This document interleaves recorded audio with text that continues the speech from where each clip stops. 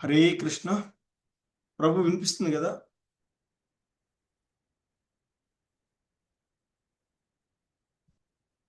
హరే కృష్ణ అందరికీ. ఈరోజు లెవెల్ 2 భగవద్గీత క్లాసులకి మీ అందరికీ కూడా ఇస్కాన్ శ్రీ శ్రీ రాధా గోవింద ఆలయం మంగళూరు కర్ణాటక తరఫున స్వాగతం. సో ఈ లెవెల్ 2 క్లాసులో మనము ఇప్పటి వరకు 7 అధ్యాయాలను పూర్తి చేసుకున్నాము. 7వ అధ్యాయమైనటువంటి భగవద్విజ్ఞానములో శ్రీకృష్ణ భగవానుల వారు తెలియచేసినటువంటి ఆ దివ్య భగవద్విజ్ఞానాన్ని గురించి ఆయన చెప్పినటువంటి, ఎందుకంటే నా యందే మనసును ఆసక్తం చేసి నా యొక్క సంపూర్ణ భావనలో యోగ సాధన ద్వారా ఏ విధంగా నీవు నన్ను పూర్తిగా తెలుసుకోగలవో వివరిస్తాను విను అర్జున అంటూ కృష్ణ భగవానులు వారు చెప్పినటువంటి అంశాలను, మరి భక్తి యోగానికి అంటే దివ్యమైనటువంటి ప్రేమయుత సేవకు ఆరంభమైనటువంటి ఆ దృఢ విశ్వాసాన్ని గురించి భగవద్గీతలో తెలియచేసినటువంటి అంశాలు, మరి ఆ నిశ్చయంతో ఆ భగవంతుని యొక్క సేవలో పాల్గొనాలి, అటువంటి వాళ్ళే మరి మరణ సమయంలోనైనా ఆ భగవంతుని యొక్క సంపూర్ణ భావనలో ఉంటారు అనేటువంటి విషయాలను మనకి ఆ భగవద్ విజ్ఞానము అనేటువంటి ఆ అధ్యాయంలో చూసినటువంటిది. సో ఈరోజు మనము 8వ అధ్యాయమైనటువంటి భగవత్ ప్రాప్తి అనేటువంటి అధ్యాయాన్ని చూడబోతూ ఉన్నాం. హరే కృష్ణ. ఓం అజ్ఞానతిమిరాంధస్య జ్ఞానాంజనశలాకయా చక్షుర్మిలితం యేన తస్మై శ్రీ గురవే నమః. శ్రీ చైతన్య మనోభీష్టం స్థాపితం యేన భూతలే స్వయం రూపః కదా మహ్యం దదాతి స్వపదాంతికం. వందేహం శ్రీగురు శ్రీయుతపదకమలం శ్రీగురూన్ వైష్ణవాంశ. శ్రీరూపం సాగ్రజాతం సహగణ రఘునాథాన్వితం తం సజీవం సాద్వైతం సావధూతం పరిజన సహితం కృష్ణ చైతన్య దేవం శ్రీరాధా కృష్ణ పాదాన్ సహగణ లలితా శ్రీ విశాఖాన్వితాంశ.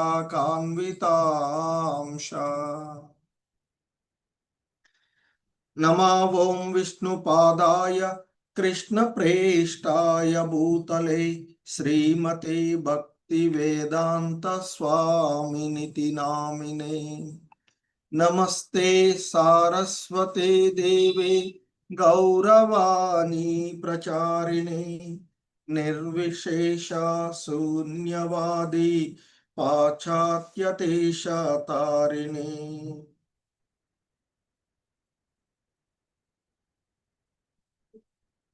నమో మహావదన్యాయ కృష్ణ ప్రేమ ప్రదాయతే కృష్ణాయ కృష్ణ చైతన్య నామ్నే గౌరిత్విషే నమః. హే కృష్ణ కరుణా సింధో దీనబంధో జగత్పతే గోపేశ గోపికా కాంత రాధా కాంత నమోస్తుతే. తప్త కాంచన గౌరాంగీ రాధే వృందావనేశ్వరి వృషభానుసుతే దేవి ప్రణమామి హరిప్రియే. వాంఛాకల్పతరుభ్యశ్చ కృపా సింధుభ్య ఏవ చ పతితానాం పావనేభ్యో వైష్ణవేభ్యో నమో నమః. జయ శ్రీకృష్ణ చైతన్య ప్రభు నిత్యానంద శ్రీ అద్వైత గదాధర శ్రీవాసాది గౌర భక్త బృంద. హరే కృష్ణ కృష్ణ కృష్ణ హరే హరే, హరే రామ రామ రామ హరే హరే. హరే కృష్ణ కృష్ణ కృష్ణ హరే హరే, హరే రామ రామ రామ హరే హరే. హరే కృష్ణ. సో ఈరోజు భగవద్గీత యథాతథంలోని 8వ అధ్యాయమైనటువంటి భగవత్ ప్రాప్తి, అటైనింగ్ ది సుప్రీం అనేటువంటి ఈ అధ్యాయాన్ని ఈరోజు మనము ఇస్కాన్ వ్యవస్థాపక ఆచార్యులైనటువంటి శ్రీల ప్రభుపాదుల వారి యొక్క బోధనల ఆధారంగా ఈ అధ్యాయాన్ని ఈరోజు మనము చూడబోతూ ఉన్నటువంటి అంశము. సో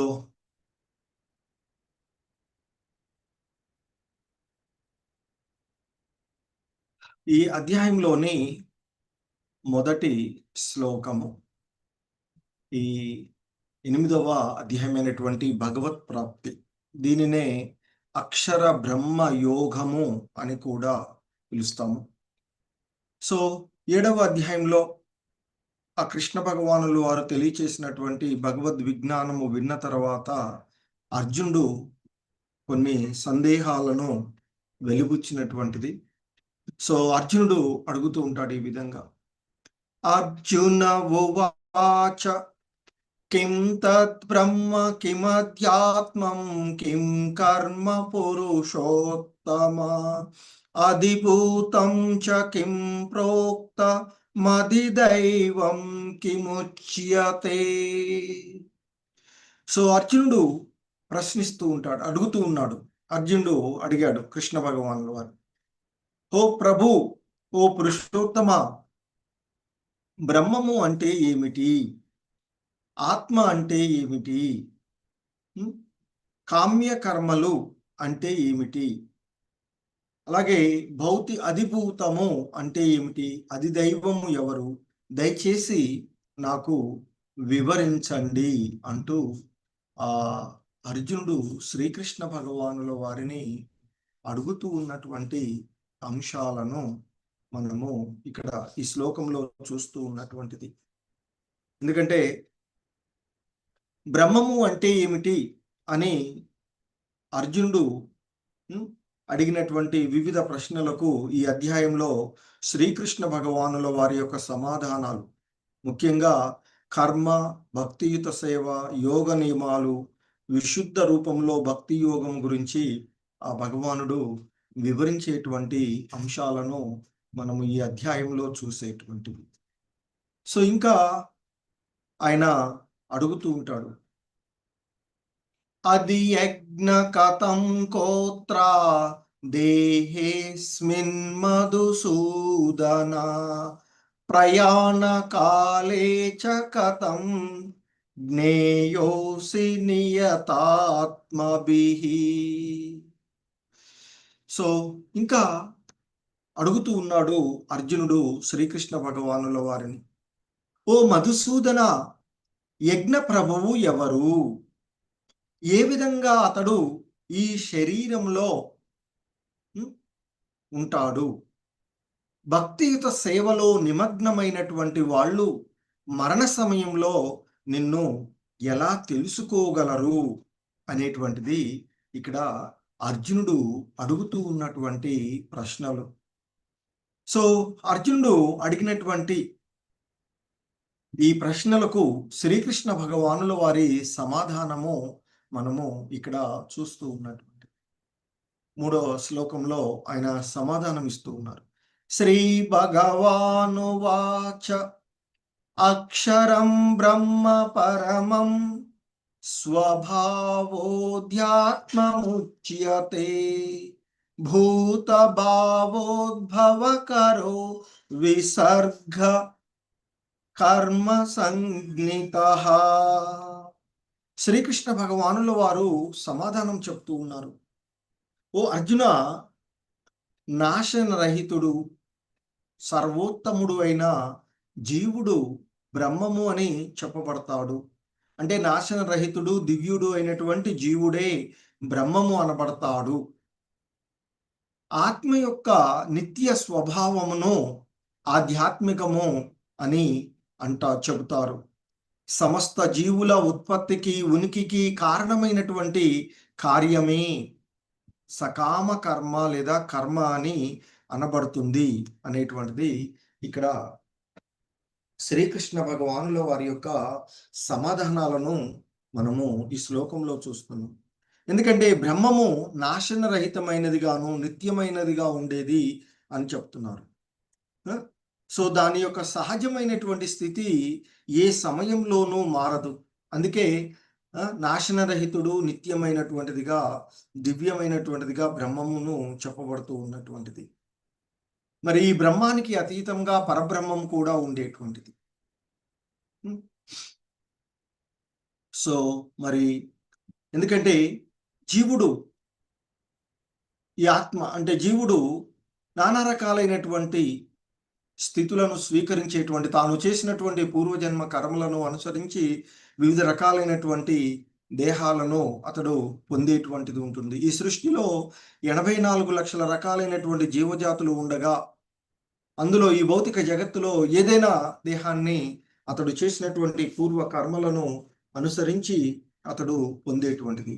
కానీ ఆధ్యాత్మిక ప్రకృతిలో ఒకే ఒక్క దేహం ఉంటుంది. అదే దివ్యమైనటువంటిది, శాశ్వతమైనటువంటి దేహం. కానీ భౌతిక ప్రకృతిలో మనిషి గాను, దేవత గాను, జంతువు గాను, పశువు గాను, పక్షి గాను, చెట్లు గాను వివిధ రకాలుగా పుట్టేటువంటి అవకాశము ఉంటూ ఉంటుంది. కానీ ఆధ్యాత్మిక జగత్తులో మాత్రం ఒకే ఒక్క ఆధ్యాత్మిక దేహము ఉండేటువంటిది, నిరంతరము మార్పు రహితంగా ఉండేటువంటిది. ఈ భౌతిక జగత్తులో లాగా మార్పు లేకుండా ఉండేటువంటిది ఆధ్యాత్మిక జగత్తులో ఉండేటువంటి అంశాన్ని. సో ఇంకా మరి అలాగే సమస్త జీవుల యొక్క ఉత్పత్తికి కారణమైనటువంటి కార్యమే కర్మగా చెప్తూ ఉన్నారు. సో ఇంకా కొనసాగిస్తూ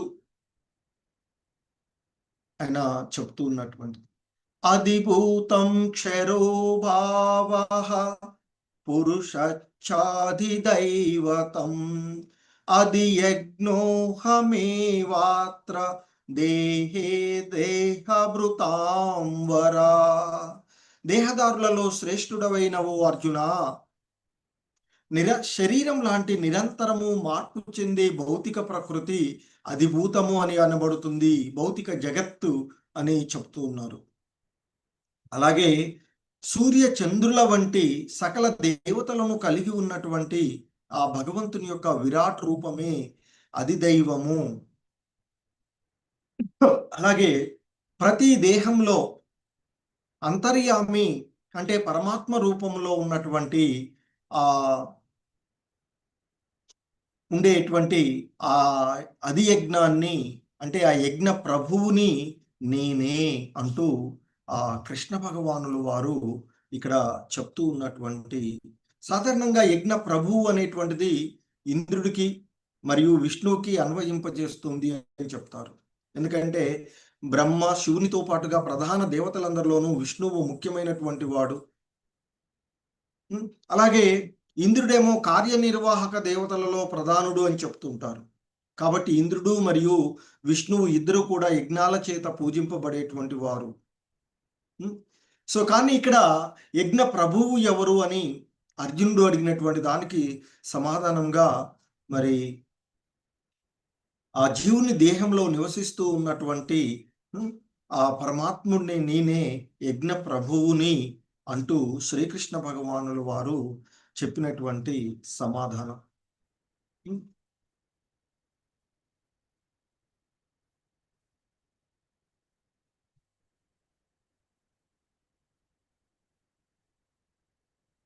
సో ముఖ్యంగా ఇక్కడ అర్జునుడు అడిగినటువంటి వివిధ రకాలైనటువంటి ప్రశ్నలు చూసినట్లయితే మొత్తం 8 ప్రశ్నలుగా అర్జునుడు అడిగినటువంటివి.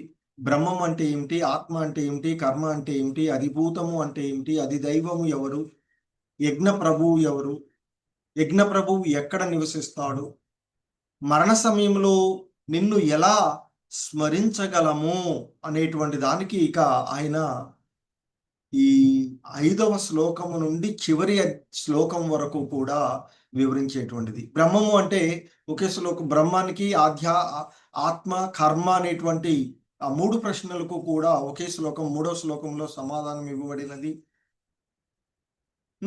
అలాగే అధిభూతము, అధిదైవము, యజ్ఞ ప్రభువు ఆయన ఎక్కడ నివసిస్తాడు అనేటువంటి దానికి 4వ శ్లోకంలో ఆయన సమాధానం చెప్పినటువంటిది.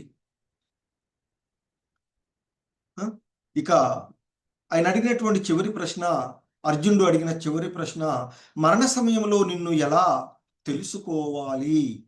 దానికి ఆయన చెప్పేటువంటి సమాధానము 5వ శ్లోకము నుండి చివరి శ్లోకం వరకు కూడా వివరిస్తాను.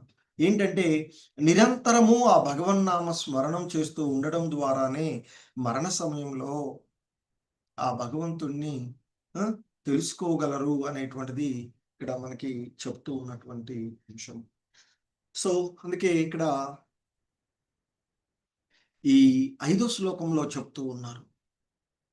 అంతకాలే చ మామేవా స్మరన్ ముక్త్వా కలేవరం ప్రయాతి సమద్భావం యాతి నాస్త్యత్ర సంశయః. అంతకాలే అంటే జీవిత చివరలో, మాం అంటే నన్ను.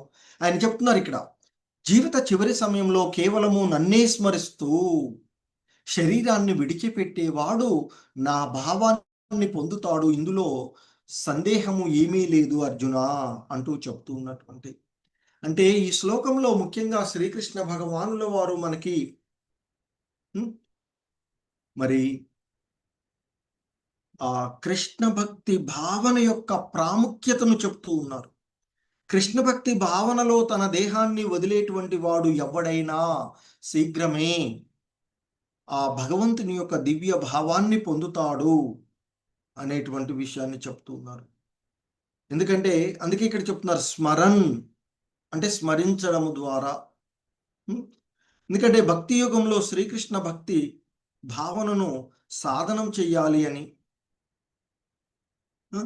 మరి అలా మనిషి జీవిత ఆరంభం నుండి కృష్ణ భక్తి సాధనను, కృష్ణ భక్తి భావనను సాధన చేస్తూ మరి జీవితంలో విజయం సాధించాలంటే, ఆధ్యాత్మికంగా ఉన్నతి చెందాలంటే ఆ భగవన్నామ స్మరణమే ఆవశ్యకమైనదిగా చెప్పబడుతూ ఉన్నటువంటిది. అదే హరే కృష్ణ హరే కృష్ణ కృష్ణ కృష్ణ హరే హరే హరే రామ హరే రామ రామ రామ హరే హరే అంటూ ఆ భగవన్నామ స్మరణం చేయడం అంటూ చెప్తున్నారు. సో ఇంకా ఆయన ఇక్కడ చెప్తూ ఉన్నటువంటి యం యం వాపి స్మరన్ భావం త్యజత్యంతే కలేవరం తం తమేవైతి కౌంతేయ సదా తద్భావభావితః. యం యం వాపి అంటూ ఇక్కడ స్మరన్ భావం త్యజంతే కలేవరం అంటూ చెప్తున్నారు. కలేవరం అంటే ఇక్కడ త్యజంతే అంటే విడిచేసేటువంటి సమయం, కలేవరం అంటే ఈ దేహాన్ని. సో ఓ కౌంతేయ, మనిషి మరణ సమయంలో అంటే తన దేహాన్ని వదిలివేసేటప్పుడు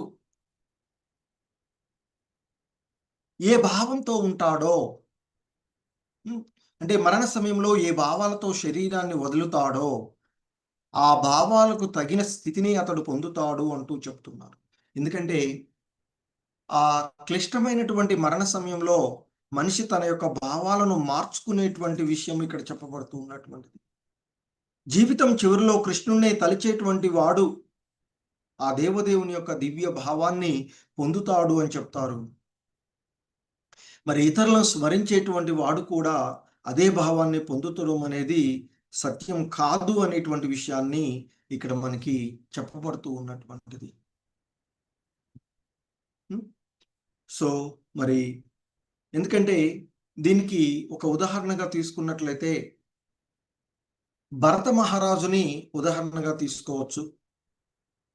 ఆయన మహానుభావుడు, ఎన్నో వేల సంవత్సరాలు భూమండలాన్ని పరిపాలించి చివరికి అన్నింటినీ త్యజించి మరి ఆ వనాల్లో ఆశ్రమాన్ని ఏర్పరచుకొని, ఆ చక్ర నది ఒడ్డున ఆశ్రమాన్ని ఏర్పరచుకొని ఆయన జీవిస్తూ ఉంటే ఒకరోజు ఆ నదిలో స్నానం చేసి ఆ ఒడ్డున కూర్చొని ధ్యానంలో ఉన్నటువంటి సమయంలో ఒక నిండు గర్భవతిగా ఉన్నటువంటి జింక ఆ నదిలో నీళ్లు తాగుతూ ఉంటుంది. అదే సమయంలో సింహగర్జన విని భయపడినటువంటి అది నీటిలోకి దూకి ఆవల ఒడ్డుకు చేరడానికి ప్రయత్నం చేస్తుంది. అలా దూకేటువంటి సమయంలో తన గర్భంలో ఉన్నటువంటి పిల్ల పడిపోతుంది. అది గమనించకుండా అది అవతలి ఒడ్డుకు చేరి ఆయాసంతో అది మరణిస్తుంది. ఆ సమయంలో భరతుడు ఆ జింక పిల్లని తీసుకొని తనతో తెచ్చుకొని తనతో పాటే ఆశ్రమంలో పెంచుకుంటూ ఉంటాడు. కానీ మరి ఇక ఆ జీవితం చివరిలో జింకను గురించి ఆలోచిస్తాడు. కనుక తదుపరి జన్మలో అతడు జింక దేహాన్ని పొందుతాడు. జింక రూపంలో అతడు గత జన్మలను గుర్తు చేసుకోగలిగిన మరి ఆ జంతు దేహాన్నే స్వీకరించవలసి వచ్చినటువంటిది. కాకపోతే అందుకే చెప్తారు, జీవితమంతా ఉండే ఆలోచనలే పోగుపడి మరణ సమయంలో మనిషి ఆలోచనలను ప్రభావితం చేస్తాయి అనేటువంటిది మనకి ఇక్కడ తెలియచేస్తూ ఉన్నటువంటిది. కానీ తదుపరి జన్మలో అతడు జడభరతుడుగా ఉండి ముక్తిని పొందినటువంటి విషయాన్ని చెప్తుంది. సో అందుకే చెప్తున్నారు ఇక్కడ, తస్మాత్ సర్వేషు కాలేషు మామనుస్మరయుధ్య చ మయ్యర్పిత మనోబుద్ధిః మామే వైశ్యస్య సంశయం. కాబట్టి ఓ అర్జున, అందువల్ల నీవు నన్నే స్మరిస్తూ నీ యొక్క కర్తవ్యమైనటువంటి యుద్ధం చెయ్యి. నీ కర్మలను, అంటే ఇక్కడ చెప్తున్నారు, మనస్సును నీ యొక్క బుద్ధిని నాయందే నిలిపితే నీవు నిస్సంశయంగా నన్నే పొందుతావు, ఈ విషయంలో సందేహం లేదు అంటూ చెప్తుంది. అంటే అర్జునుడికి చేయబడినటువంటి ఈ ఉపదేశము భౌతిక కార్యాలలో నెలకొన్నటువంటి మానవులందరికీ కూడా చాలా ముఖ్యమైనదిగా చెప్తుంటారు శ్రీల ప్రభుపాదులు. మనిషి తన యొక్క విధులను మరి విడిచిపెట్టరాదు అని చెప్తున్నారు. ఎందుకంటే కొనసాగిస్తూ అదే సమయంలో ఆ భగవన్నామ స్మరణ చేస్తూ చేయాలి అనేటువంటిది ఇక్కడ చెప్తూ ఉన్నటువంటిది. ఇంకా చెప్తున్నారు, అభ్యాస యోగ యుక్తేనా చేతసా నాన్యగామినా పరమం పురుషం దివ్యం యాతి పార్థాను చింతయన్. ఓ పార్థ, మనసును ఎల్లప్పుడూ నా నామస్మరణలో నిలిపి మార్గము నుండి తప్పుకోక నన్ను దేవదేవునిగా ధ్యానించు. సో అలా ధ్యానించేవాడు ఖచ్చితంగా నన్ను చేరుకుంటాడు అంటూ ఇక్కడ ఆ భగవంతుణ్ణి స్మరించడంలో ఉన్నటువంటి ప్రాముఖ్యతను ఈ శ్లోకంలో చెప్తూ ఉన్నటువంటిది. ఎందుకంటే ఆ హరే కృష్ణ మహామంత్రాన్ని జపించడం ద్వారా మనలో ఉన్నటువంటి ఆ కృష్ణ స్మరణ, కృష్ణ చైతన్యము జాగృతమవుతుంది అని చెప్తారు. ఎందుకంటే భగవంతుని యొక్క నామాల ఈ శ్రవణ కీర్తన సాధనలో మనిషి చెవులు, నాలుక, మనసు చక్కగా నెలకొని ఉంటాయి అని చెప్తారు. సో కాబట్టి ఈ యోగ ధ్యానము ఆచరణకు చాలా సులభమైనది అని చెప్తూ ఉంటుంటారు. స్మరణం, కీర్తనం ఇవన్నీ కూడా ఆచరణకు చాలా సులభమైనటువంటివి. ఇవే మరి ఆ భగవంతుణ్ణి, అందుకే ఇక్కడ చెప్తున్నారు, నా నామస్మరణలో నిలుపు అని చెప్తున్నారు. సో మరి ఇవే భగవంతుణ్ణి పొందడానికి ఆ మనిషికి తోడ్పడేటువంటివిగా చెప్పబడుతూ ఉన్నాయి. ఎందుకంటే ఆ భగవంతుడు వివిధ రూపాలలో, నారాయణుడు, కృష్ణుడు, రాముడు, నరసింహుడు, వివిధ రకాలుగా మరి ఉన్నటువంటి వాటిలో ఆయన్ని ఆ విధంగా స్మరిస్తూ ఉండవచ్చు అనేటువంటిది చెప్తూ ఉన్నటువంటిది. సో ఇంకా మరి ఆయనను ఏ విధంగా, అంటే ఇక్కడ ప్రతి పనిలోనూ ఆ భగవంతుని నామస్మరణలోనే మనము నిమగ్నమై ఉండాలి అనేటువంటిది. మనకి ఏ పని చేస్తూ ఉన్నా మనము ఆ భగవన్నామ స్మరణలోనే రిపీటెడ్గా ఆ భగవన్నామ స్మరణలోనే నిమగ్నమై ఉన్నట్లయితే ఖచ్చితంగా మనము ఆ భగవంతుని యొక్క దివ్యధామాన్ని చేరుకుంటాము అనేటువంటిది ఇక్కడ మనకి చెప్పబడుతూ ఉన్నటువంటిది. సో మరి ఎలా స్మరించాలి ఆ భగవంతుణ్ణి అనేటువంటిది ఇక్కడ మనకి చెప్తూ ఉన్నాడు. కవిం పురాణమనుశాసితారం అనోరణీయాంశమనుస్మరేద్ యః సర్వస్య దాతారమచింత్య రూపం ఆదిత్యవర్ణం తమస పరస్తాత్. సో ఆ పరమ పురుషుణ్ణి ఎలా స్మరించాలో చెప్తున్నారు. సర్వము తెలిసిన వాడిగాను మరియు అతి ప్రాచీనుడుగాను, ఎప్పటి నుండో ఉన్నటువంటి వాడు, సనాతనుడిగా, అన్నింటినీ నియంత్రించేటువంటి వాడుగాను, నియామకుడుగాను, మరి సూక్ష్మాతి సూక్ష్మమైనటువంటి వాడుగాను, సూక్ష్మము కంటే సూక్ష్మమైనటువంటి వాడుగాను, మరి సమస్తాన్ని పోషించగలిగేటువంటి వాడు, అన్నింటినీ పోషించగలిగేటువంటి వాడు, అన్ని భౌతిక భావనలకు అతీతుడుగాను, సమస్తమైనటువంటి భౌతిక భావనలకు అతీతుడు, ఊహాతీతుడుగాను, మరియు ఎల్లప్పుడూ రూప సహితునుగాను మనిషి ఆ పరమ పురుషుణ్ణి ధ్యానించాలి. అతను సూర్యుడులా ప్రకాశించేవాడు మరియు ఈ భౌతిక స్వభావానికి అతీంద్రియంగా దివ్యమైనటువంటి వాడు అంటూ చెప్తూ ఉన్నటువంటిది. సో అంటే 10 రకాలైనటువంటి కవిం పురాణం ఇక్కడ చెప్తూ ఉన్నటువంటిది. సర్వము తెలిసినటువంటి వాడు. కవిం అంటే సర్వము తెలిసినటువంటి వాడు. అంటే ఆయన అంతకుముందు కూడా చెప్పారు, భూత భవిష్యత్తు వర్తమాన కాలాలకు సంబంధించిన అన్ని విషయాలు తెలుసు. పురాణం అనుశాసితారం అని చెప్తున్నారు. పురాణం అంటే అతి ప్రాచీనుడు, అన్ని కూడా ఆయన నుండే పుట్టినటువంటివిగా మనం. అలాగే ఇక్కడ అనుశాసితారం అంటే ఇక్కడ కంట్రోలర్, నియామకుడు గాను. అలాగే అనోరణీయాం అనోరణీయాంసాం అంటూ చెప్పినటువంటిది. అంటే ఇక్కడ సూక్ష్మాతి సూక్ష్మమైనటువంటి వాడు, స్మాలర్ దెన్ ద స్మాలెస్ట్, సూక్ష్మాతి సూక్ష్మమైనటువంటి వాడు. అణు అంటే పరమాణువు అని అర్థము, అనూయం అంటే సూక్ష్మమైనటువంటి వాడు, సూక్ష్మాతి సూక్ష్మం అనేటువంటి వాడు. అలాగే ఇంకా మనకి దాతారం అనేటువంటి ఆ పదం మనకి ఇక్కడ చెప్తూ ఉన్నట్టు, అంటే ది మెయింటైనర్, పోషకుడు. అలాగే మనకి ఇంకా ఆయనని పిలిచేటువంటి స్వరూపం అంటే రూప సహితుడుగాను,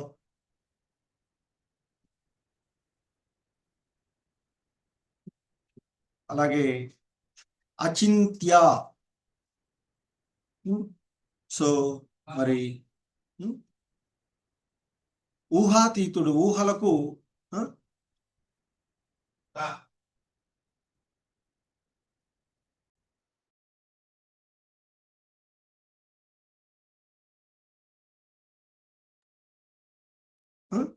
సో అచింత్యం అంటే ఇక్కడ మనకి ఊహాతీతుడుగాను. సో ఇంకా ఆదిత్య వర్ణం అనేటువంటి పదంలో మనకి సూర్యునిలా తేజోవంతమైనటువంటి, లూమినియస్ లైక్ ది సన్. అలాగే తమసహ, అంధకారానికి, ఇక్కడ బియాండ్ దిస్ మెటీరియల్ నేచర్ అన్నట్టు. పరస్తాత్ అంటే అతీతుడు, దీనికి అతీతమైనటువంటి వాడుగా, ఈ భౌతికమైనటువంటి ప్రకృతికి అతీతుడుగాను ఆ భగవంతుణ్ణి మనము తెలుసుకోవాలి అనేటువంటిది ఇక్కడ చెప్పబడుతూ ఉన్నటువంటిది. సో మరి ప్రాక్టీస్ ఆఫ్ యోగా మిశ్రమ భక్తి అనేటువంటి ఇది మనకి 10 నుండి 12 శ్లోకాల్లో చెప్పబడుతూ ఉన్నటువంటి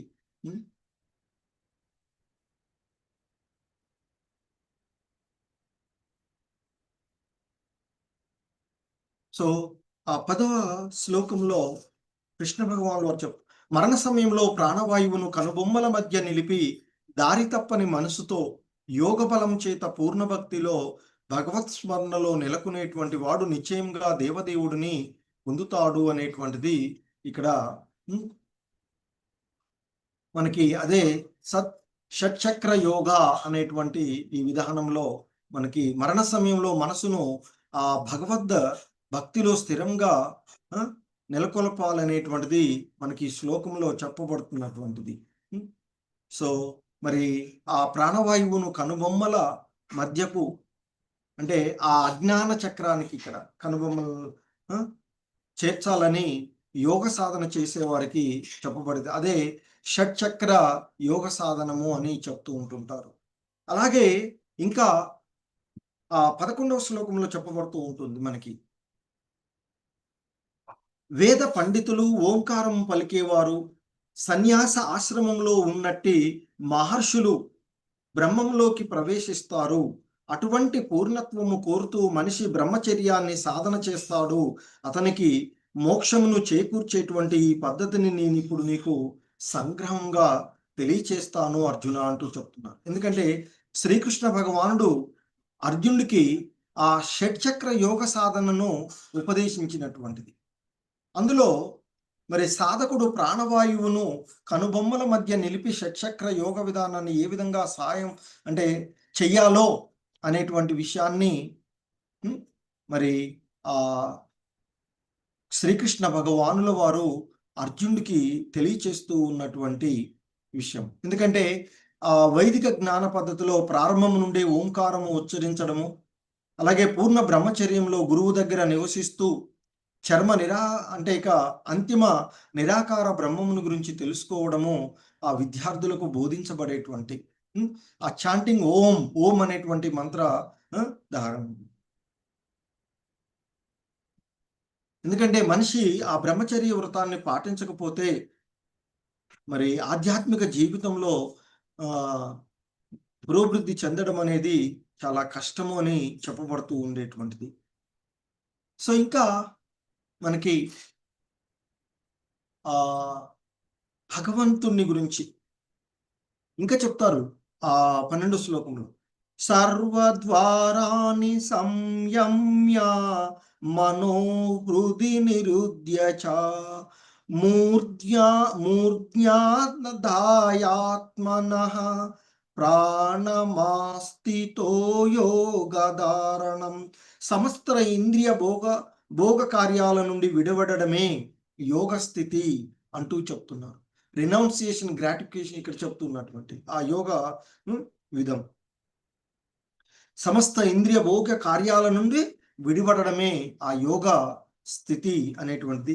అన్ని ఇంద్రియాలను మూసివేసి మనసును హృదయంలో ప్రాణవాయువును శీర్షాగ్రంపై నిలిపి మనిషి యోగంలో స్థితుడవ్వాలి అనేటువంటిది చెప్తూ ఉన్నటువంటిది ముఖ్యంగా.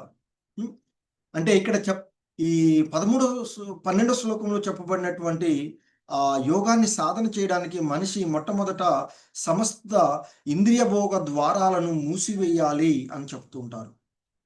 ఈ పద్ధతే మనకి 6వ అధ్యాయంలో ప్రత్యాహారము అని చెప్పబడినటువంటిది. ఇంద్రియాలను ఇంద్రియ వస్తువుల నుండి మళ్లించడం అని చెప్పబడుతుంది. ఎందుకంటే కళ్ళు, చెవులు, ముక్కు, నాలుక, స్పర్శ అనే జ్ఞానేంద్రియాలను పూర్తిగా నియంత్రించాలి అనేటువంటి చెప్తూ ఉన్నటువంటిది. అలాగే ఇంకా మనకి ఈ చెప్పబడుతూ ఉన్నటువంటి అంశంలో ఓం ఇత్యేకాక్షరం బ్రహ్మ వ్యాహారన్ మామనుస్మరన్ య ప్రయాతి త్యజన్ దేహం సయాతి పరమాం గతిం.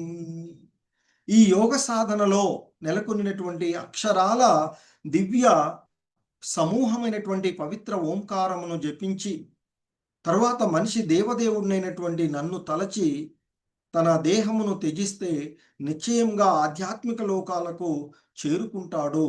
ఆ మనస్సుని ఇక్కడ fix the mind on heart, హృదయంలో. అంటే ఓంకారము, బ్రహ్మము, శ్రీకృష్ణ భగవానుడు భిన్నమని ఇక్కడ చాలా స్పష్టంగా తెలుపబడినటువంటిది. ఎందుకంటే శ్రీకృష్ణ భగవానుడి యొక్క నిరాకార శబ్ద రూపమే ఓంకారము.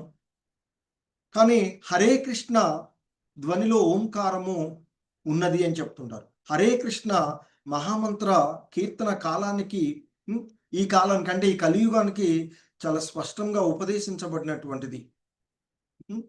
మరి ఎవరైతే హరే కృష్ణ కృష్ణ కృష్ణ హరే హరే, హరే రామ రామ రామ హరే హరే అని కీర్తిస్తూ మరి ఉన్నట్లయితే ఎన్నెన్నో జన్మల నుండి తాను ఏర్పరచుకున్నటువంటి ఆ మలినాలన్నింటినీ కూడా తొలగించుకుంటాడు అనేటువంటి చెప్తున్నారు.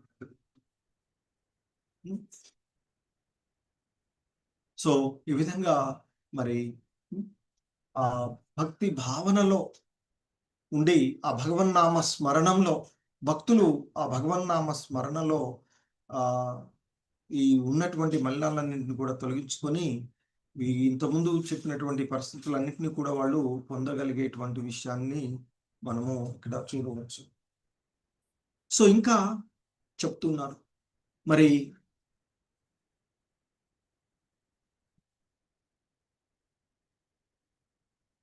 ఆ భగవంతుణ్ణి చేరుకునేటువంటి విధానంలో చెప్తున్నారు. అనన్య చేతా సతతం యో మాం స్మరతి నిత్యశః తస్యాహం సులభ పార్థ నిత్యయుక్తస్య యోగినః. సో మనకి ఇంకా ఇక్కడ ఈ చెప్పబడుతూ ఉన్నటువంటి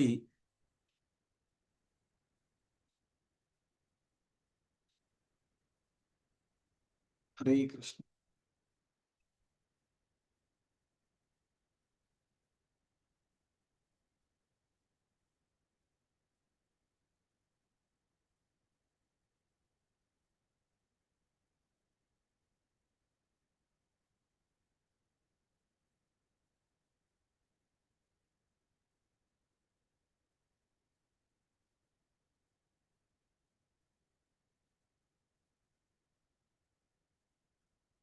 ఆ భగవంతుణ్ణి ఎలా పొందాలి అనేటువంటి విషయాన్ని ఇక్కడ మనకి తెలియచేస్తూ ఉన్నటువంటిది. హరే కృష్ణ.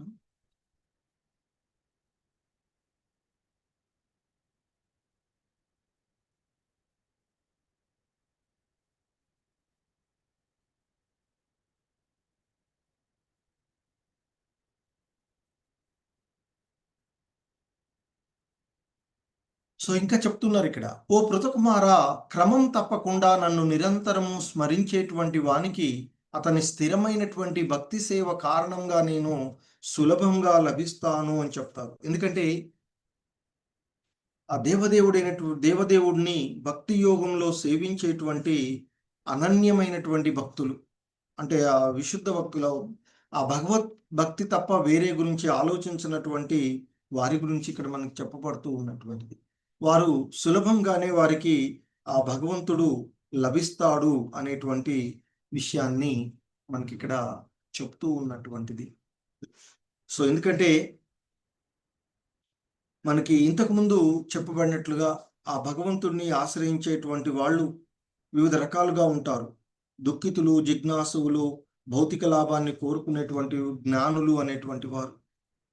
అలాగే కర్మయోగము, జ్ఞానయోగము, హఠయోగము అనేటువంటి భిన్న ముక్తి పద్ధతులు కూడా వర్ణించబడినటువంటివి.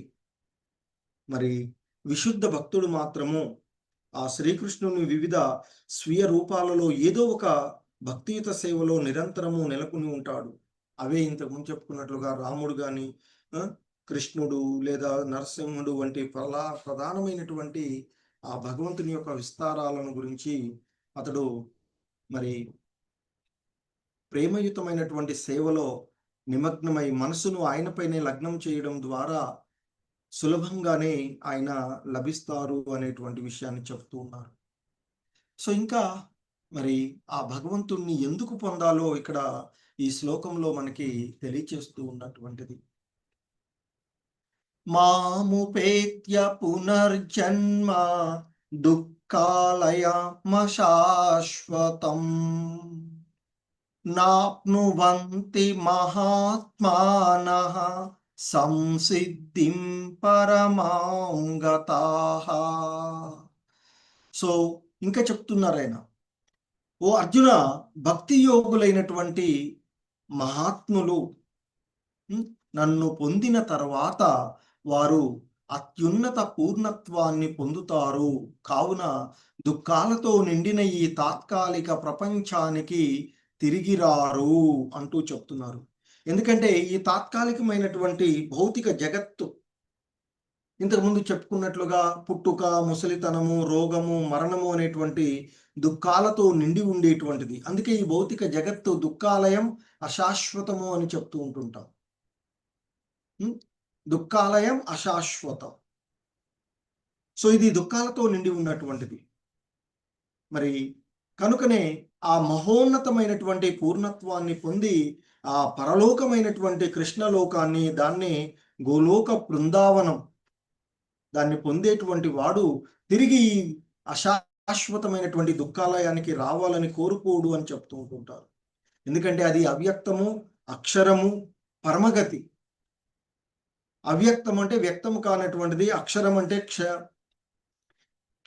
అంటే నశించిపోయేటువంటిది కానిది, పరమగతి అంటే అంతిమ గమ్యం కూడా అది అని చెప్పబడుతూ ఉన్నటువంటిది.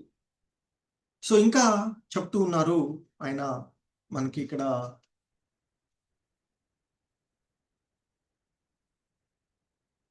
ఆ బ్రహ్మ భువనాలోకాః పునరావర్తినో అర్జున మాముపేత్యతు కౌంతేయ పునర్జన్మన విద్యతే. సో ఇక్కడ ఆ బ్రహ్మ భువనాత్, బ్రహ్మలోకము వరకు, ఎందుకంటే మనకు మొత్తం 14 లోకాలు ఉంటాయని చెప్తారు.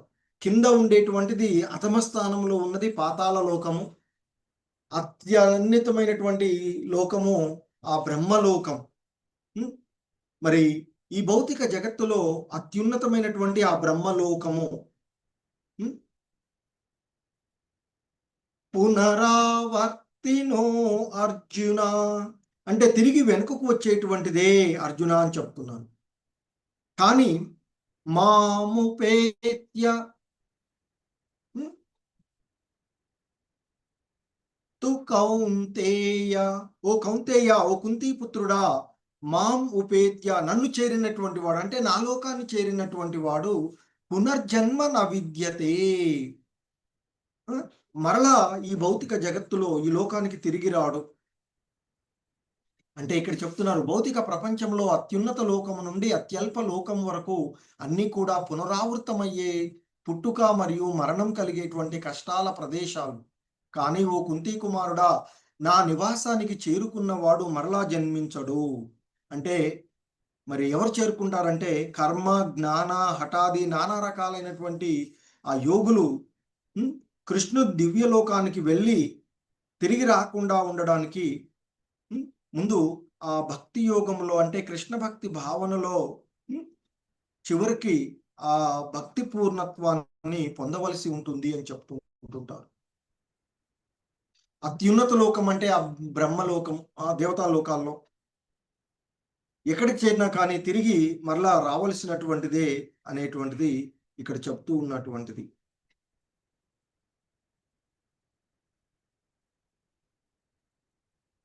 సో సాధారణంగా మనకి ఇక్కడ మానవ గణన ప్రకారంగా 1000 చతుర్యుగాల కాలము బ్రహ్మదేవునికి ఒక పగలు అని చెప్తూ ఉంటుంటారు. అదే కల్పము అవుతుంది అని చెప్తారు. అలాగే మరియు ఆయన యొక్క ఒక రాత్రి కూడా అంతే సమయము ఉంటుంది అని ఇక్కడ మనకి చెప్పబడుతూ ఉన్నటువంటి. ఎందుకంటే ఈ భౌతిక విశ్వము, ఈ భౌతిక జగత్తు తాత్కాలికమైనది, అశాశ్వతమైనది, దుఃఖాలయం అని చెప్తాం. ఎందుకంటే అది నిలిచి ఉండేటువంటి ఇది కాలము పరిమితమైనటువంటిది. అది కల్ప చక్రాలలో ప్రకటితమయ్యేటువంటిది. ఒక కల్పము అంటే బ్రహ్మదేవుడి యొక్క ఒక పగలు. అలాగే ఆ బ్రహ్మదేవుని యొక్క ఒక పగలు సమయంలో 4 యుగాలు అంటే సత్యయుగము, త్రేతాయుగము, ద్వాపర యుగము, కలియుగాలు 1000 చక్రాలు ఉంటాయని చెప్తూ ఉంటుంటారు. ఇంకా మనకి చెప్పబడుతూ ఉన్నటువంటిది ఏంటంటే, ఆ బ్రహ్మదేవుడి పగటి సమయంలో చరాచర వస్తువులన్నీ కూడా వ్యక్త ప్రకృతి నుంచి కలుగుతూ ఉంటాయి. మళ్ళీ రాత్రి కావడంతోనే అవ్యక్తము అనబడేటువంటి ప్రకృతిలోనే కలిసిపోతూ ఉంటాయి అనేది ఇక్కడ చెప్పబడుతూ ఉన్నటువంటి ఇది. సో, ఎందుకంటే ఆహ్, ఈ భౌతిక విశ్వంలో బ్రహ్మదేవుడైన జన్మము, ముసలితనము, రోగము, మృత్యువు నుండి బయటపడేటువంటి అవకాశమే లేదు అని చెప్తూ ఉంటుంటారు. ఎందుకంటే ఆహ్, బ్రహ్మదేవుడి యొక్క కాలక్రమం చూసినట్లయితే, మన యొక్క భూలోక గణనలో చూసినట్లయితే, ఆయన యొక్క 100 సంవత్సరాలు 311,40,00,00,000,000 సంవత్సరానికి సమానం అని చెప్తూ ఉంటారు. సో, కాబట్టి ఆ బ్రహ్మదేవుని జీవిత కాల గణన అద్భుతంగాను, అనంతంగాను తోచినా మరి నిత్యత్వ దృష్టిలో అది ఒక క్షణకాలం లాంటిది అని చెప్తూ ఉంటుంటారు. మనకెంతో అనిపిస్తూ ఉంటుంది. 311 40 ఇప్పుడు 311 40 బిలియన్ల సంవత్సరం అనిపిస్తుంది. కానీ నిత్యంగా ఉండేటువంటి దాంతో పోల్చినప్పుడు అంటే అనంతంగా ఉండేటువంటి దాంతో పోల్చినప్పుడు అది క్షణకాలం లాగానే ఉంటుంది అని చెప్తారు.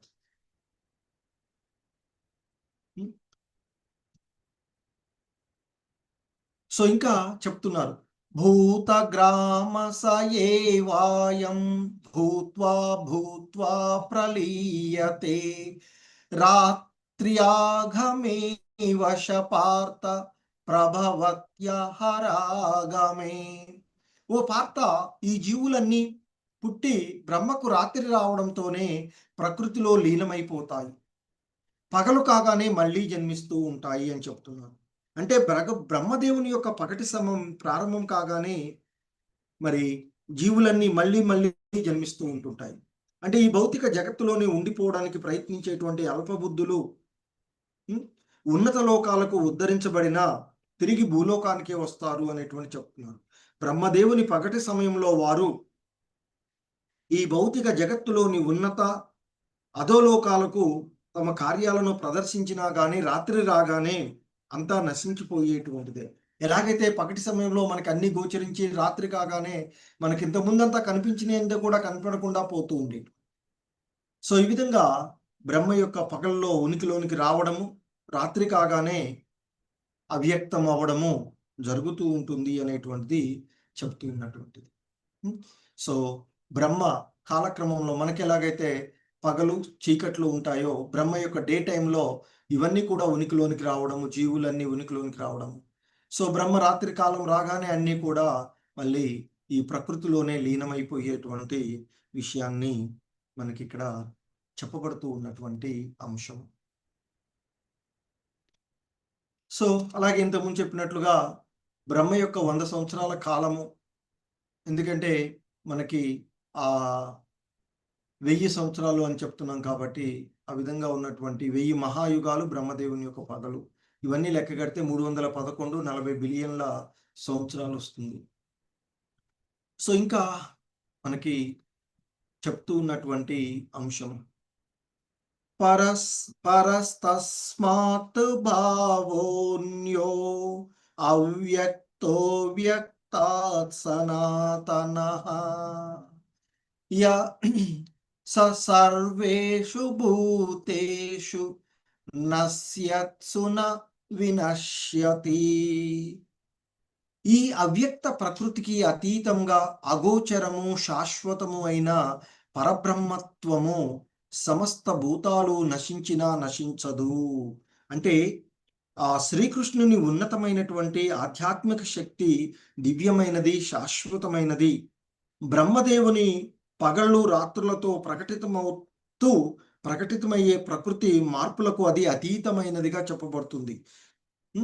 సో, ఆ భగవంతుని యొక్క లోకం ఏదైతే ఉందో అది ఈ భౌతిక జగత్తుకు అతీతమైనది, శాశ్వతమైనది. మరి ఆ అవ్యక్తమయ్యేటువంటి జడ పదార్థానికి అతీతమైనటువంటి వేరొక అవ్యక్త ప్రకృతి, అదే ఆ భగవంతుని యొక్క ధామం. అది పరమోత్కృష్టమైనది, ఏనాడు కూడా నశించనిది. ఈ జగత్తులోని సమస్తము నశించిపోయినా అది మాత్రము యథావిధిగా నిలిచి ఉండేటువంటిది. సో అందుకే ఈ లోకాన్ని, ఆ భగవన్ ధామాన్ని చేరుకున్నటువంటి వాళ్ళు మళ్ళీ ఈ భౌతిక జగత్తుకు రావాలని కోరుకోరు అంటూ చెప్పబడింది. సో అదే దివ్యధామంగా, ఆ గోలోక వృందావనంగా చెప్పబడుతూ ఉన్నటువంటిది. సో అందుకే చెప్తున్నారు, అవ్యక్తోక్షర ఇత్యుక్తం తం ఆహు పరమాం గతిం యం ప్రాప్య న నివర్తంతే తద్ధామ పరమం మమ. సో మరి ఆ ఆ భగవంతుని యొక్క ధామాన్ని, ఆ దివ్య నివాసము వ్యక్తము కానిది, నశింపు లేనిది, మరియు ఇది పరమగమ్యము అంటూ చెప్తున్నాడు. అంటే వేదాంతులు దేనిని వ్యక్తము కానిది గాను, నశింపనిది గాను వర్ణిస్తారో, ఏదైతే పరమగమ్యంగా తెలియబడిందో, ఏ స్థానాన్ని చేరుకున్న తర్వాత జీవుడు ఏనాడు తిరిగి రాడో, అదే నా దివ్యధామము అంటూ ఆ భగవంతుడు చెప్తూ ఉన్నటువంటిది. ఎందుకంటే దేవదేవుడైనటువంటి ఆ శ్రీకృష్ణుని దివ్యధామము బ్రహ్మ సంహితలో చింతామణి ధామంగా, అంటే సమస్త కోరికలను తీర్చేటువంటి స్థానంగా వర్ణించబడినటువంటిది. ఎందుకంటే గోలోక వృందావనంగా తెలియబడేటువంటి ఆ కృష్ణధామము చింతామణులతో తయారై మరి ఆ భగవ భవంతులతో, చింతామణులతో తయారైనటువంటి భవంతులతో నిండి ఉంటుంది అని చెప్తారు. అక్కడ తినగోరినది ఏదైనా ఇవ్వగలిగేటువంటి కల్ప వృక్షాలు ఉంటాయి అని చెప్తారు.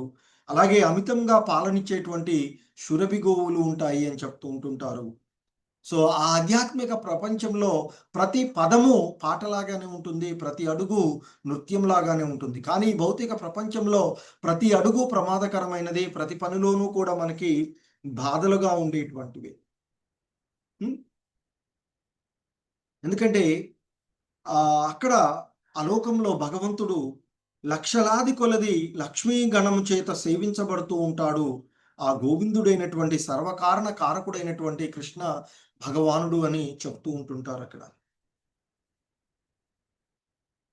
సో ఆ ఆధ్యాత్మిక ప్రపంచము శాశ్వతమైనది, తప్పులేనిది, అపరిమితము ఆనందాన్ని ఇచ్చేటువంటిది, అన్ని కోరికలను నెరవేర్చేది, ఆకర్షణీయమైనది, ప్రత్యక్షంగా శ్రేష్టమైనది, అత్యున్నతమైన లోకము. అక్కడికి వెళ్తే తిరిగి రావాల్సినటువంటి అవసరం లేనటువంటి లోకంగా అది చెప్పబడుతూ ఉండేటువంటి లోకం. సో ఇంకా చెప్తున్నారు, పురుష సపరపాత భక్త్యా లభస్త్వనన్యయా యస్యాంతస్థాని భూతాని ఏన సర్వమిదం తతం. సో ఇంకా చెప్తున్నారు, ఓ అర్జున, సమస్త భూతాలను తనలో ఇముడ్చుకొని సకల లోకాలలో వ్యాపించి ఉన్న పరమాత్మను అచంచలమైన భక్తి వల్లనే పొందవచ్చు. ఎందుకంటే అందరికంటే గొప్పవాడైనటువంటి ఆ పరమ పురుషుడు అనన్యమైనటువంటి భక్తి చేతనే లభ్యమవుతాడు అనేటువంటిది ఇక్కడ చెప్పబడుతూ ఉన్నటువంటి. అతడు తన ధామంలో ఉన్నప్పటికీ కూడా సర్వము వ్యాపించి ఉన్నటువంటి వాడు, సమస్తము అతనిలోనే స్థితిని కలిగి ఉన్నదిగా చెప్తున్నారు. ఎందుకంటే ఎక్కడి నుండైతే తిరిగి రావడము ఉండదో అట్టి పరమగమ్యము ఆ పరమ పురుషుడైనటువంటి శ్రీకృష్ణుని యొక్క ధామము అని ఇక్కడ చాలా స్పష్టంగా చెప్పబడినటువంటి. ఎందుకంటే ఆ పరంధామము బ్రహ్మ సంహిత ఆనంద చిన్మయ రసమని చెప్పబడినటువంటిది. మరి సమస్త ఆధ్యాత్మిక ఆనంద పూర్ణమైనటువంటి స్థానము అది. సో కనుక మరి ఆ కృష్ణుని పరలోకానికి లేదా అసంఖ్యాకమైనటువంటి వైకుంఠ లోకాల్లోనికి ప్రవేశించడం కేవలము భక్తి ద్వారా మాత్రమే సాధ్యపడుతుంది అనేటువంటిది ఇక్కడ చెప్పబడుతున్నటువంటి అంశము. ఎందుకంటే భగవానుడు సర్వదా పరంధామమైనటువంటి గోలోక బృందావనంలోనే ఉన్నప్పటికీ కూడా ఆయన సర్వవ్యాపి అయినటువంటి వాడు. సో మరి అటువంటి ఆ లోకాన్ని చేరినటువంటి వాళ్ళు ఈ భౌతిక జగత్తుకు తిరిగి రారు అనేటువంటిది చెప్పబడుతూ ఉన్నట్టు. సో ఇంకా చెప్తూ ఉన్నారు, ఓ భరతవంశీయులలో శ్రేష్ఠుడవైనటువంటి అర్జున, యోగులు ఏ సమయంలో మరణిస్తే మళ్ళీ జన్మించరో, ఏ వేళ దేహం విడిచితే పునర్జన్మ పొందుతారో చెప్తాను విను అంటూ చెప్తున్నారు. ఎందుకంటే పూర్తిగా శరణాగతులైనటువంటి అనన్య భగవద్భక్తులు ఎప్పుడు తమ దేహాలను విడిచిపెడతారో, ఏ పద్ధతిలో విడిచిపెడతామో అనే దానిని పట్టించుకోరు. వారు అంతా కృష్ణుడి చేతిలోనే వదిలివేసి ఉండేటువంటి వారు. కానీ ఇక్కడ మనకి వివిధ రకాలైనటువంటి వాళ్ళు చెప్తుంటారు. అగ్ని జ్యోతిరః శుక్లః షణ్మాసా ఉత్తరాయణం తత్ర ప్రయాతా గచ్చంతి బ్రహ్మ బ్రహ్మ విదో జనాః. అగ్ని, జ్యోతి, పగలు, శుక్లపక్షము, 6 మాసాల ఉత్తరాయణము, వీటిలో మరణించేటువంటి బ్రహ్మోపాసకులు బ్రహ్మప్రాప్తి కలుగుతుంది అని చెప్తున్నారు. అంటే ఇక్కడ పరబ్రహ్మమును ఎరిగినటువంటి వాళ్ళు అగ్ని, వెలుగు, పగలు, శుక్లపక్షము వంటివి మరి పేర్కొనబడినటువంటి అప్పుడు వాటికి అధిష్టాన దేవతలు ఉన్నారు అని చెప్తుంటారు. మరి జీవుడు వెళ్ళిపోవడానికి వారు ఏర్పాట్లు చేస్తారు అని అర్థం. ఇక్కడ మరణ సమయంలో మనసును మరి జీవుడిని వేరొక జీవ పదంలోనికి తీసుకువెళ్తూ ఉంది. ఆ విధంగా ఇక్కడ మనకున్నటువంటి ఆ వెలుతురు మార్గంలోను పగలు, శుక్లపక్షము, మనకి సంవత్సర కాలంలో 6 మాసాలు ఉత్తరాయణము, 6 మాసాలు దక్షిణాయనము అని పిలుస్తూ ఉంటారు. సో అలా వెళ్ళేటువంటి వాళ్ళు మరలా ఇక ఆ బ్రహ్మప్రాప్తి కలుగుతుంది వారికి, అంటే ఆ బ్రహ్మమును పొందుతారు అనేటువంటి ఇక్కడ చెప్తూ ఉన్నటువంటి, అంటే ఇక్కడ ఆ నిరాకార బ్రహ్మజ్యోతిని పొందడం గురించి చెప్తూ ఉన్నటువంటిది. అలాగే ధూమో రాత్రి స్తతా కృష్ణ షణ్మాసా దక్షిణాయనం తత్ర చాంద్రమసం జ్యోతి యోగి ప్రాప్య నివర్తతే.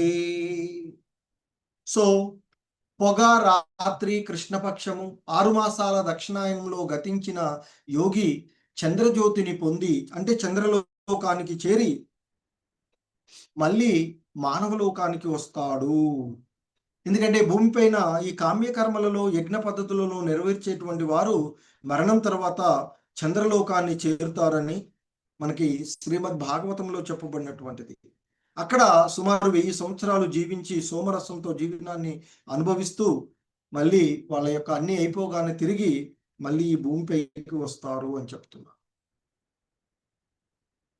సో ఇంకా చెప్తున్నారు, మనకి వేద అభిప్రాయాన్ని అనుసరించి ఈ జగత్తు నుండి వెళ్ళిపోవడానికి వెలుగు మార్గము, చీకటి మార్గము, అంటే శుక్లపక్షము, కృష్ణపక్షము అనే 2 పక్షాలు ఉంటాయి కదా, అమావాస్య, పౌర్ణమి. సో మరి ఈ 2 మార్గాలు ఉన్నాయి అని, వెలుగులో వెళ్ళేటువంటి వాడు తిరిగి రాడు అని, కానీ చీకటిలో వెళ్ళేటువంటి వాడు తిరిగి వస్తాడు అనేటువంటి చెప్తున్నారు. అంటే ఇక్కడ సాధారణంగా కామ్యకర్మరతులు జ్ఞానులు అనాదిగా నిరంతరము వస్తూ పోతూ ఉంటారు. వారు శ్రీకృష్ణునికి శరణజొచ్చలేదు కనుక నిజానికి చర్మముక్తిని వారు పొందరు అనేటువంటి చెప్తూ ఉంటారు. సో ఎందుకంటే ఇక్కడ యోగులు, జ్ఞానులు సాధారణంగా వెలుతురు కాలంలో వెళ్తారు, ఫలితంగా బ్రహ్మజ్యోతిని పొందుతారు అని. ఇక కామ్యకర్మలలో నిమగ్నమైనటువంటి వారు చీకటి ప్రాంతంలో వెళ్ళడము, ఉన్నతమైనటువంటి లోకాలకు చేరుకోవడము, వారి కర్మఫలాలు అయిపోగానే తిరిగి భూలోకానికి రావడం. కానీ భక్తుడు అనేటువంటి వాడు ఈ 2 ఏ సమయంలోనైనా ఈ చీకటి వెలుతురుల గురించి సంబంధం లేకుండా అతడు గోలోక వృందావనాన్ని చేరుకుంటాడు అనేటువంటిది మనకి చెప్పబడుతూ ఉన్నటువంటిది.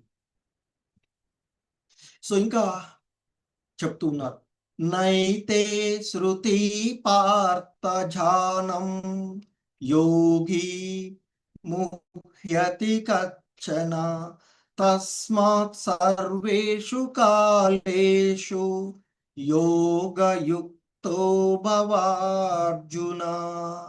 ఓ అర్జున, ఈ రెండు మార్గాలు తెలిసినా భక్తులు ఎప్పుడూ కలవరపడరు.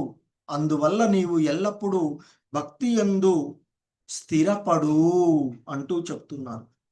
ఎందుకంటే ఈ భౌతిక జగత్తును విడిచేటప్పుడు ఆత్మ చేపట్టేటువంటి వివిధ మార్గాల చేత కలత చెందవద్దు అనేది శ్రీకృష్ణ భగవానుడు ఇక్కడ చెప్తూ ఉన్నటువంటి సలహా. మరి తాను క్రమంగా మరణిస్తానా లేదా అకస్మాత్తుగా మరణిస్తానా అనేటువంటి భగవద్భక్తుడు దిగులు పడాల్సిన అవసరం లేదు అని చెప్తున్నారు.